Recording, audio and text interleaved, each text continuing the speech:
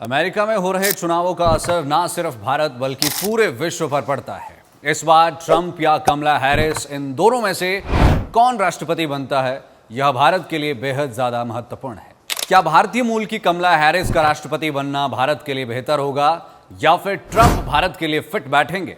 यह चर्चाएं अब तेज हो गई है और हर कोई इस पूरे मैटर पर अपनी नजर बनाए हुए हैं।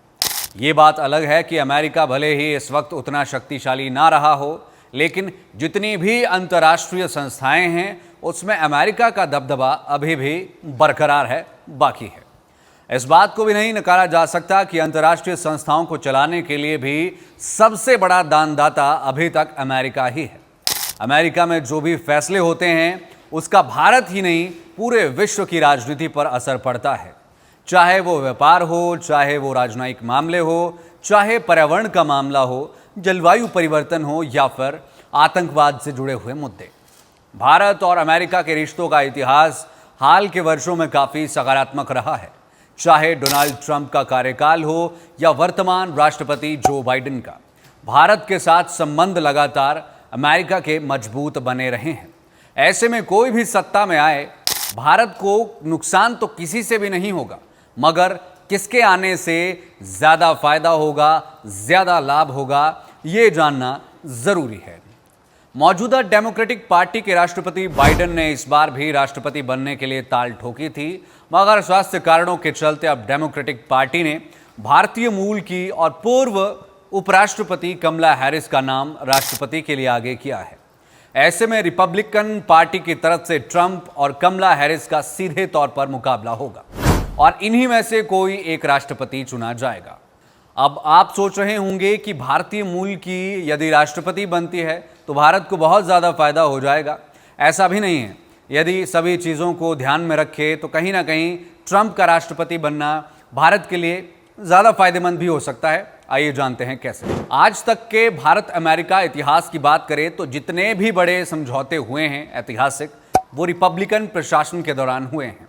और इस बार के रिपब्लिकन कैंडिडेट यानी ट्रंप के मोदी के साथ के रिश्तों को सभी जानते हैं। हाउडी मोदी कार्यक्रम अमेरिका को आज भी भुलाए नहीं भूलता। इन दोनों की दोस्ती अपने आप में देखने लायक है। कमला एक डेमोक्रेट है। अमेरिका में इस समय डेमोक्रेटिक पार्टी सत्ता में है, यानी अगर हैरिस राष्ट्रपति बनती है तो अमेरिकी सरकार की घरेलू और वैश्विक नीतियों में कोई बड़ा बदलाव नहीं होगा। हाँ, कमला हैरिस आगे बढ़ेंगी और अपने चुनावी वादों को पूरा करेंगी। व्हाइट हाउस के प्रशासन और विदेश नीति में बहुत हद तक बाइडेन प्रशासन वाली नीतियां ही जारी रह सकती है। सैन्य मोर्चे पर रूस, यूक्रेन और इजराइल, हमास, हिजबुल्लाह और ईरान के बीच युद्ध और संघर्ष शायद जारी रहेंगे। हैरिस यूक्रेन को आर्थिक धन मुहैया करवाना जारी ही रखेंगी, जिससे रूस और यूक्रेन के बीच शायद युद्ध जारी रहेगा। इस युद्ध और संघर्ष के नकारात्मक परिणाम दुनिया को परेशान कर सकते हैं। हैरिस के पद पर रहते हुए ये और भी खराब हो सकते हैं। हालांकि प्रचार के अंतिम घंटों में अरब और मुस्लिम मतदाताओं को आकर्षित करने के लिए हैरिस ने गाजा में हमलों को रोकने का वायदा किया, लेकिन बेंजामिन नेतन्याहू उनकी बात सुनते हैं या नहीं, ये काफ़ी हद तक उनकी स्थिति पर निर्भर नहीं करेगा। व्हाइट हाउस में यदि ट्रंप की वापसी होती है तो अमेरिका प्रशासन की नीतियों में बड़ा बदलाव देखने को मिल सकता है। खासकर युद्ध पर ट्रंप बड़ा और चौंकाने वाला फैसला कर सकते हैं, जैसा कि उन्होंने रूस यूक्रेन युद्ध रुकवाने और अरब देशों में शांति लाने का वायदा किया है। युद्धों पर ट्रंप की राय भारतीय हितों के अनुकूल है।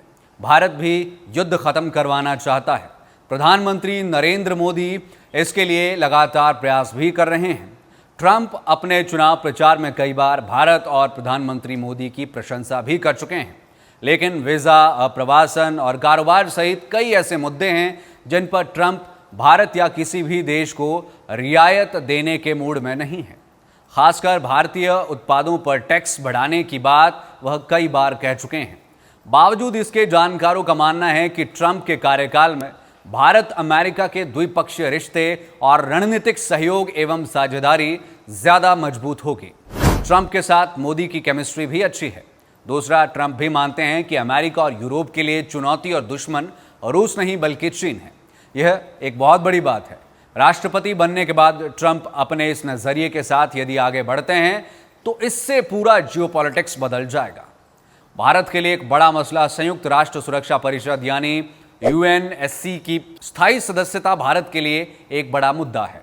व्हाइट हाउस में ट्रंप हो या हैरिस, भारत चाहेगा कि यूएनएससी में सुधारों को तेजी से आगे बढ़ाने और भारत को स्थायी सदस्यता दिलाने में अमेरिका अपने प्रभाव का इस्तेमाल करे। अमेरिका और भारत समेत दुनिया के सामने सबसे बड़ी चुनौती चीन है।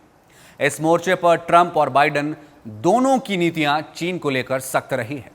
जानकार मानते हैं कि कारोबार वीजा पर ट्रंप की नीति राइट विंग रिपब्लिकन पार्टी की संरक्षणवादी नीतियों की वजह से है। भाजपा भी दक्षिणपंथी पार्टी है यानी राइट विंग पार्टी है।